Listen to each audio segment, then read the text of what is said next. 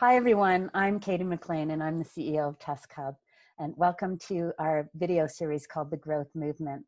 I'd like to introduce you today to an old friend of mine, Luc Villeneuve, and he's the president of Benchmark in Toronto. And formerly, he was the CEO and country manager of Red Hat.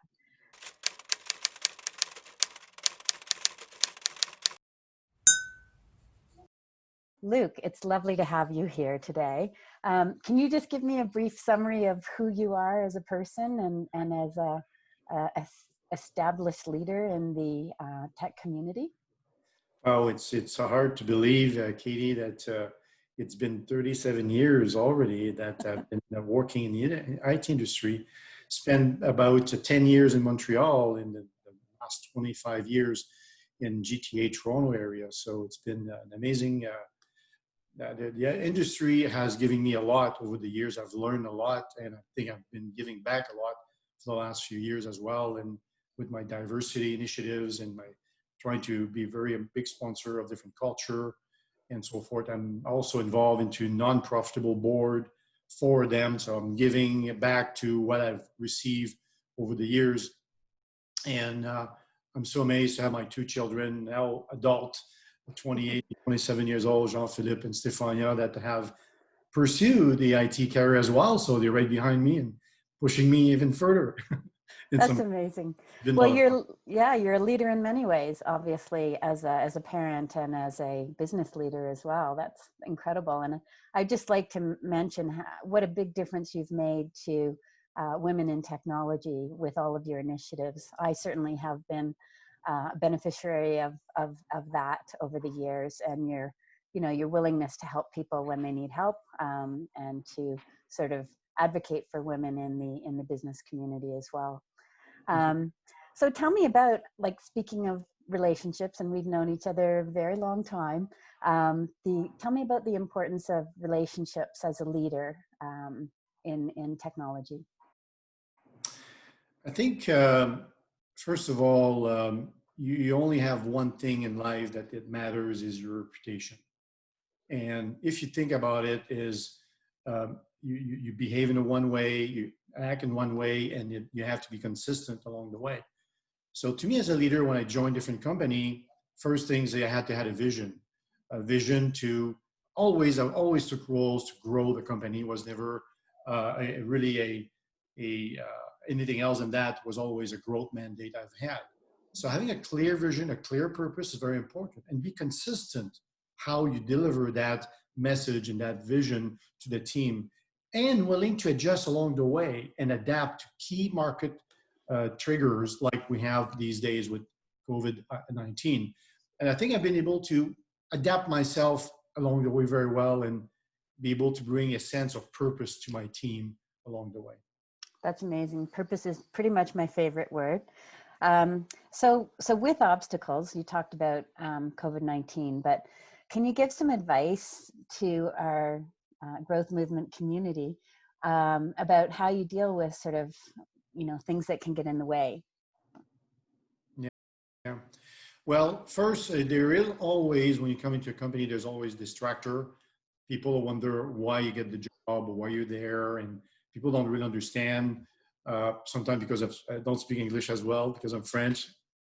Kidding, but I think sometimes people don't get it early on, and these are called distractor. And distractor uh, need to accept the new strategy, the new vision early on, or they need to go do something else, because distractor can delay the performance of your growth, the success of the company, and your ability to show the shareholders, the investors, that you can actually do what you were hired for, is to take the company to a different place. Right. And I think that a leader that is able to identify those, because the noise in the background will hit you, will come to you all the time. And these distractor things, you're never going to hear about it, but you do. But you need to behave and you react quickly. Otherwise, you could lose a lot of momentum into what you're trying to do. Distractors is a good word because it's hard not to have them um, take more of your attention than is warranted, right? Um, or they could be, I suppose, called naysayers as well, saying, oh, you can't do that, or that's not possible, or that's the wrong direction. And so you're saying you just hold firm to what you believe and make sure that you don't give them too much time? Well, you need to listen. I'm a good listener overall. You need to listen. Sometimes the distractor makes sense. Sometimes it help you to change direction a little bit, add some special sauce to what you're trying to do. And I think you need to be listening. But at the end of the day, they cannot be shutting you down on what you're trying to do. You need to be able to move in the direction you believe it's the right way. That makes sense to me. So you talked about sort of the secret sauce. What has been the secret sauce to your leadership along the way? Well, I think surrounding yourself with top talent has always been part of what I do. Every company I work for, every new employee I interview personally, every one of them. And when that did not happen for a particular reason, I regretted it 6 months later. I should have spent some time with that person. And the way I lead my interview process, the way I'm engaging with HR, the way I'm engaging with the marketplace, we have headhunters involved, is I take it personally to hire someone that would fit the culture of our company, that someone I can work with, and someone who would be different than potentially the rest of the team. So I take a high pride of hiring good people and helping people along the way and be a big supporter of them for the duration they're going to be with us. And so how do you actually interview for that? It's a conversation. Are you ticking some boxes? Like, I like the idea of culture fit. I also like the idea of values, like values, people believing in the same thing, right?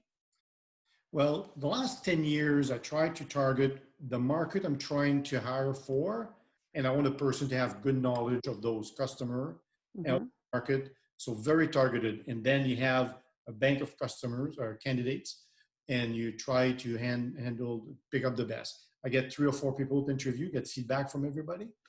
And it's interesting because over the past 30 years, I hired people back up to 5 times to work for me. And many Really? came back to work for me 3, 4 times.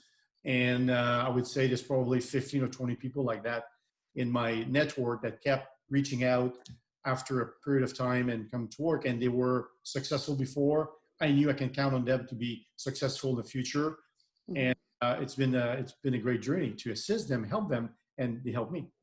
So it's a good 360-degree affair. Well, I think that you're touching on relationships and long-term relationships, which has always been one of my favorite things about you, is your ability to support so many different people over a long period of time. There's something quite obviously genuine about how you carry yourself. And so I think that comes from a special place, right? Where it's genuine. It's not about winning short term. It's Yeah. about having a very long-term vision. When I listen about your comments there and maybe your question, when I look where I grew up in a very little town, 200 people. Ah, Everybody knew each other and everybody needed to help each other for different things. And you don't choose your friend because only 5% of your age group. So you play with the 5 people, otherwise you don't have friends. So along the way, I think I always kept a friendly approach to things. I'm very genuine and yeah. I like helping people. And when I go talk to customer, I really want to help them. I really Mhm. genuinely help them. I feel that I'm going to miss something in that relationship we're trying to establish. It's not a one-way street. It has to be both ways. So I'm a big fan of helping my partners and my customer. One of the things I've been saying since I joined Benchmark 18 months ago, I want to bring the big value of the VAR, value-added reseller, back into the play because I felt many partner out there don't bring the value that they were hiring for by the customer or the partner. So I think we are adding a lot of value, and I'm very proud of that, of our journey so far, where we're taking Benchmark. Yeah, and it sounds to me like what you work towards is a win-win relationship. And that's so important in business and in long-term relationships, is to make sure that each person gets equal value out of the relationship, but that it's not one-sided. I mean, who wants to work with someone if you didn't get the value out of an encounter with someone? That's what helped builds trust, right? It's So true. Over 25 years in Toronto, I've had relationship with so many customers from one company to the other. I've become a bit of a trusted advisor to them. and them to me, and we exchange a lot. So it's kind of rewarding to see that it's some of them are become good friends. It's kind of cool. I think it is great. And so if you could give us one word of advice as a leader, what would it be? One thing, don't be selfish with your time. People that get into different leadership role, suddenly their excuse is they're too busy for everything around them.